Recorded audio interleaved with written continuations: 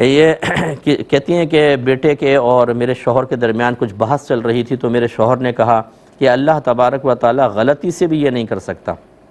تو میں نے تنبیہ کی ان کو کہ یہ آپ نے صحیح نہیں کیا، کیا حکم شرع ہوگا؟ دیکھیں اللہ تعالیٰ کے لیے ایسے الفاظ استعمال کرنا ٹھیک نہیں ہوتا، لیکن جو ہمارا مشاہدہ ہے معاشرے کا وہ یہی ہے کہ جب کوئی اس طرح کا جملہ کہتا ہے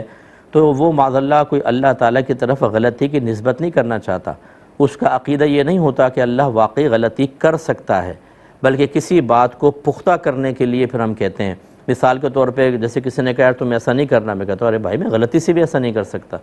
تو یوں مراد ہے کہ بات کو کہ یہ آپ ایسا تصور بھی نہ لائیں ایسا کبھی نہیں ہو سکتا، اس مفہوم میں ہے۔ لیکن بہرحال اس میں ایک اور دوسرا پہلو بھی ہے، جیسے آپ نے اچانک سمجھا کہ اللہ تعالیٰ غلطی سے بھی نہیں کر سکتا، اس کا مطلب یہ ہے کہ کہنے والے کے ذہن میں یہ ہے کہ اللہ تعالیٰ غلطی کر تو سکتا ہے لیکن اس معاملے میں غلطی سے بھی ایسا نہیں کر سکتا۔ چونکہ یہ احتمال موجود ہے، یہ بھی مفہوم نکل سکتا ہے، اس لیے ان کو اللہ تعالیٰ کی بارگاہ میں توبہ کرنی چاہیے اور احتیاطاً تجدید ایمان اور تجدید نکاح بھی کر لینا چاہیے، اور اس طرح کے جملے کہتے ہوئے بڑی احتیاط کریں۔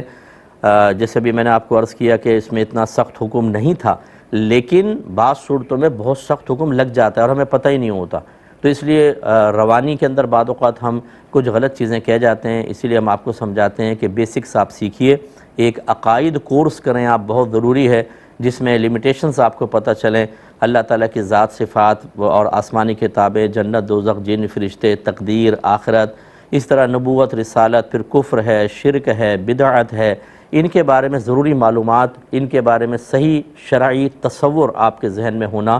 بہت ضروری ہے تاکہ انسان اغلاط سے محفوظ رہ سکیں۔ یہ اپنے اطراف میں کوئی اچھے عالم ان سے آپ کر لیں، کوئی نہ ملے تو آپ کنٹرول روم سے میرا نمبر لے لیجئے گا، جو نمبر اسکرین پہ چل رہا ہوتا ہے نا ہمارے کنٹرول روم کا ہے، تو یہ میرا نمبر آپ کو دے دیں گے، میں آپ کو رسائی وہاں تک کروا سکتا ہوں۔